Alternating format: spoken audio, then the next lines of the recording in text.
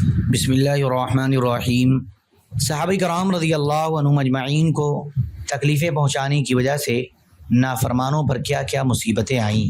حضرت عباس بن سہل بن سعد ساعدی رضی اللہ عنہ یا حضرت عباس بن سعد رضی اللہ عنہ فرماتے ہیں، جب حضور صلی اللہ علیہ وسلم حضرت صالح علیہ السلام کی قوم ثمود کے علاقے کے پاس سے گزرے اور وہاں پر پڑاؤ ڈالا تو لوگوں نے وہاں کے کنویں سے پانی نکال کر برتنوں میں بھر لیا۔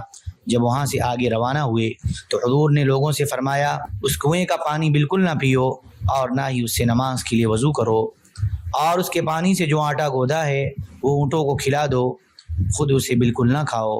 آج رات جو بھی باہر نکلے وہ اپنے ساتھ اپنے کسی ساتھی کو ضرور لے کر جائے، اکیلا نہ نکلے۔ تمام لوگوں نے حضور صلی اللہ علیہ وسلم کی تمام باتوں پر عمل کیا۔ البتہ قبیلہ بنو ساعدہ کے دو آدمی اکیلے باہر نکل گئے، ایک قضاء حاجت کے لیے گیا تھا، دوسرا اپنا اونٹ ڈھونڈنے گیا تھا۔ جو قضاء حاجت کے لیے گیا تھا راستے میں اس کا کسی جن نے گلا گھونٹ دیا، اور جو اپنا اونٹ ڈھونڈنے گیا تھا اسے آدھی نے اٹھا کر قبیلے طے کے دو پہاڑوں کے درمیان یمن میں جا پھینکا۔ جب حضور صلی اللہ علیہ وسلم کو ان دونوں کے بارے میں بتایا گیا تو آپ نے فرمایا، ساتھی کے بغیر اکیلے باہر نکلنے سے کیا تم لوگوں کو منع نہیں کیا گیا تھا؟ پھر آپ صلی اللہ علیہ وسلم نے اس کے لیے دعا فرمائی۔ جس کا راستے میں کسی نے گلا گھونٹا وہ ٹھیک ہو گیا۔ دوسرا آدمی تبوک سے حضور صلی اللہ علیہ وسلم کے پاس پہنچا۔ ابن اسحاق سے زیاد نے جو روایت کی ہے اس میں یہ ہے کہ جب حضور صلی اللہ علیہ وسلم مدینہ منورہ پہنچے تو قبیلے طے والوں نے اس آدمی کو حضور صلی اللہ علیہ وسلم کے پاس بھیجا۔ حضرت ابن عمر رضی اللہ عنہما فرماتے ہیں، حضرت عثمان رضی اللہ عنہ ممبر پر بیان فرما رہے تھے، حضرت جہجہ غفاری رضی اللہ عنہ نے کھڑے ہو کر حضرت عثمان رضی اللہ عنہ کے ہاتھ سے لاٹھی لی اور اس زور سے ان کے گھٹنے پر ماری کہ گھٹنا پھٹ گیا اور لاٹھی بھی ٹوٹ گئی۔ ابھی سال بھی نہیں گزرا تھا کہ اللہ تبارک و تعالیٰ نے حضرت جہجہ کے ہاتھ پر جسم کو کھا جانے والی بیماری لگا دی، جس سے ان کا انتقال ہو گیا۔ ابن سکن کی روایت میں ہے کہ حضرت جہجہ بن سعید غفاری رضی اللہ عنہ اٹھ کر حضرت عثمان رضی اللہ عنہ کی طرف گئے اور ان کے ہاتھ سے چھڑی لے لی اور حضرت عثمان رضی اللہ عنہ کے گھٹنے پر اس زور سے ماری کہ وہ ٹوٹ گئی۔ اس پر لوگوں نے شور مچا دیا۔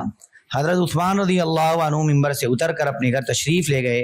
اللہ تبارک و تعالیٰ نے حضرت غفاری کے گھٹنے میں بیماری پیدا کر دی اور سال گزرنے سے پہلی ہی اسی بیماری میں ان کا انتقال ہو گیا۔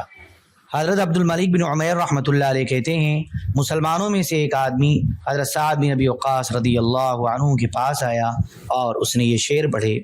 حضرت سعد رضی اللہ عنہ بیماری کی وجہ سے اس لڑائی میں شریک نہیں ہو سکے تھے، جس پر اس نے یہ اشعار تنزن پڑھے، نقاتل حتى ينزل الله نصره وسعد بباب القادسية معصم فأبنى وقد آمت نساء كثيرة ونسوة سعد ليس فيهن أيم۔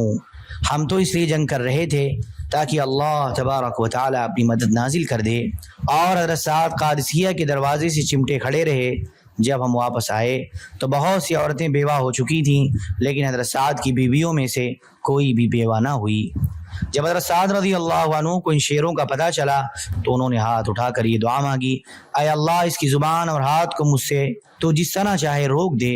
چنانچہ جنگ قادسیہ کے دن اسے ایک تیر لگا جس سے اس کی زبان بھی کٹ گئی اور ہاتھ بھی کٹ گیا اور وہ قتل بھی ہو گیا۔ حضرت قبیصہ بن جابر رحمۃ اللہ علیہ کہتے ہیں، ہمارے ایک چچا زاد بھائی نے جنگ قادسیہ کے موقع پر حضرت سعد رضی اللہ عنہ پر طنز کرنے کے لیے دو شعر کہے جو گزر گئے۔ البتہ پہلے شعر میں الفاظ دوسرے ہیں جن کا ترجمہ یہ ہے کہ کیا تم نے نہیں دیکھا کہ اللہ نے اپنی مدد کو کیسے اتارا؟ جب حضرت سعد رضی اللہ عنہ کو ان اشعار کا پتہ چلا تو انہوں نے فرمایا، خدا کرے اس کی زبان اور ہاتھ بیکار ہو جائیں۔ چنانچہ ایک تیر اس کے منہ پر لگا جس سے وہ گونگا ہو گیا، پھر جنگ میں اس کا ہاتھ بھی کٹ گیا۔ اپنا عذر لوگوں کو بتانے کے لیے حضرت سعد رضی اللہ عنہ نے فرمایا، مجھے اٹھا کر دروازے کے پاس لے چلو۔ چنانچہ لوگ انہیں اٹھا کر باہر لائے۔ پھر انہوں نے اپنی پشت سے کپڑا ہٹایا تو اس پر بہت سے زخم تھے، جنہیں دیکھ کر تمام لوگوں کو پورا یقین ہو گیا کہ یہ واقعی معذور تھے اور کوئی بھی انہیں بزدل نہیں سمجھتا تھا۔ اپنے بڑوں کی وجہ سے ناراض ہونے کے باب میں طبرانی والی حضرت عامر بن سعد کی روایت میں حضرت سعد رضی اللہ عنہ کا حضرت علی، حضرت طلحہ اور حضرت زبیر رضی اللہ عنہم کو برا بھلا کہنے والوں کو بد دعا دینا گزر چکا ہے، جس میں یہ بھی ہے کہ ایک بختی اونٹنی تیزی سے آئی، لوگ اسے دیکھ کر ادھر ادھر ہٹ گئے، اس اونٹنی نے اس آدمی کو رونڈ ڈالا۔ اور حضرت قاسم بن ابی حازم کی روایت میں حضرت سعد رضی اللہ عنہ کا حضرت علی رضی اللہ عنہ کو برا بھلا کہنے والوں کے لیے بد دعا کرنا بھی گزر چکا ہے، جس میں یہ بھی ہے کہ ہمارے بکھرنے سے پہلے ہی اللہ کی قدرت ظاہر ہوئی اور اس کی سواری کے پاؤں زمین میں دھسنے لگے، جس سے وہ سر کے بل ان پتھروں پر زور سے گرا، جس سے اس کا سر پھٹ گیا اور اس کا بھیجا باہر نکل آیا اور وہ وہیں مر گیا۔ ابو نعیم کی روایت میں ہے کہ حضرت سعید بن مسیب رحمۃ اللہ علیہ فرماتے ہیں ایک بھڑکا ہوا اونٹ آیا اور لوگوں کے درمیان میں سے گزرتا ہوا اس آدمی کے پاس پہنچ گیا اور اسے مار کر نیچے گرایا اور پھر اس پر بیٹھ کر اپنی سینے سے اسے زمین پر رگڑتا رہا یہاں تک کہ اس کے ٹکڑے ٹکڑے کر دیے۔ حضرت سعید بن مسیب کہتے ہیں میں نے لوگوں کو دیکھا کہ وہ دوڑتے ہوئے حضرت سعد رضی اللہ عنہ کے پاس جا رہے تھے اور کہہ رہے تھے آپ کو دعا کا قبول ہونا مبارک ہو۔ حضرت ابن شوذب رحمۃ اللہ علیہ کہتے ہیں حضرت ابن عمر رضی اللہ عنہما کو یہ خبر ملی کہ زیاد حجاز مقدس کا بھی والی بننا چاہتا ہے، انہیں اس کی بادشاہت میں رہنا پسند نہ آیا، تو انہوں نے یہ دعا کی اے اللہ تو اپنی مخلوق میں سے جس کے بارے میں چاہتا ہے اسے قتل کروا کر اس کے گناہوں کی کفارے کی صورت بنا دیتا ہے، زیاد ابن سمیہ اپنی موت سے مرے، قتل نہ ہو۔ چنانچہ زیاد کے انگوٹھے میں اسی وقت طاعون کی گلٹی نکل آئی اور جمعہ آنے سے پہلے ہی مر گیا۔ حضرت عبد الجبار بن وائل یا حضرت علقمہ بن وائل کہتے ہیں جو کچھ وہاں کربلا میں ہوا تھا میں اس موقع پر وہاں موجود تھا، چنانچہ ایک آدمی نے کھڑے ہو کر پوچھا کہ آپ لوگوں میں حسین رضی اللہ عنہ ہیں؟ لوگوں نے کہا ہیں۔ اس آدمی نے حضرت حسین رضی اللہ عنہ کو گستاخی کے انداز میں کہا آپ کو جہنم کی بشارت ہو۔ حضرت حسین رضی اللہ عنہ نے فرمایا مجھے دو بشارتیں حاصل ہیں، ایک تو نہایت مہربان رب وہاں ہوں گے، دوسرے وہاں نبی صلی اللہ علیہ وسلم ہوں گے جو سفارش کریں گے اور ان کی سفارش قبول کی جائے گی۔ لوگوں نے پوچھا تو کون ہے؟ اس نے کہا میں ابن جویرہ یا ابن جویزہ ہوں۔ حضرت حسین رضی اللہ عنہ نے یہ دعا کی اے اللہ اس کے ٹکڑے ٹکڑے کر کے اسے جہنم میں ڈال دے۔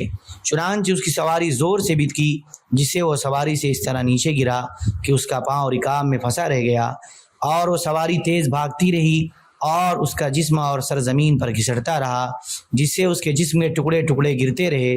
اللہ کی قسم آخر میں صرف اس کی ٹانگ رکاب میں لٹکی رہ گئی۔ حضرت کلبی رحمۃ اللہ علیہ کہتے ہیں حضرت حسین رضی اللہ عنہ پانی پی رہے تھے، ایک آدمی نے ان کو تیر مارا جس سے ان کے دونوں جبڑے شل ہو گئے، تو حضرت حسین رضی اللہ عنہ نے کہا اللہ تجھے کبھی سیراب نہ کرے۔ چنانچہ اس نے پانی پیا لیکن پیاس نہ بجھی، آخر اتنا پانی پیا کہ اس کا پیٹ پھٹ گیا۔ عبید اللہ بن زیاد کا دربان کہتا ہے کہ جب عبید اللہ بن زیاد حضرت حسین رضی اللہ عنہ کو شہید کر کے آیا تو میں اس کے پیچھے محل میں داخل ہوا تو میں نے دیکھا کہ محل میں ایک دم آگ بھڑک اٹھی جو اس کے چہرے کی طرف بڑھی۔ اس نے فوراً اپنی آستین چہرے کے سامنے کر دی اور مجھ سے پوچھا تم نے بھی یہ آگ دیکھی ہے؟ میں نے کہا ہاں۔ اس نے کہا اسے چھپا کر رکھنا، کسی کو مت بتانا۔ حضرت سفیان رحمۃ اللہ علیہ کہتے ہیں میری دادی نے مجھے بتایا کہ قبیلے جعفی کے دو آدمی حضرت حسین بن علی رضی اللہ عنہما کی شہادت کے وقت وہاں موجود تھے۔ ان میں سے ایک کی شرمگاہ اتنی لمبی ہو گئی تھی کہ اسے لپیٹا کرتا تھا اور دوسرے کو اتنی زیادہ پیاس لگتی تھی کہ مشک کو منہ لگا کر سارا پی جایا کرتا تھا۔ حضرت سفیان کہتے ہیں میں نے ان دونوں میں سے ایک کا بیٹا دیکھا، وہ بالکل پاگل نظر آ رہا تھا۔ حضرت اعمش رحمۃ اللہ علیہ کہتے ہیں ایک آدمی نے حضرت حسین رضی اللہ عنہ کی قبر پر پاخانہ کرنے کی گستاخی کی تو اس سے اس کے گھر والوں میں پاگل پن، کوڑ اور خارش کی وجہ سے کھال سفید ہو جانے کی بیماریاں پیدا ہو گئیں اور سارے گھر والے فقیر ہو گئے۔ اللهم صل على سيدنا وحبيبنا ومحبوبنا ومولانا محمد وبارك وسلم سبحان ربك رب العزة عما يصفون وسلام على المرسلين والحمد لله رب العالمين۔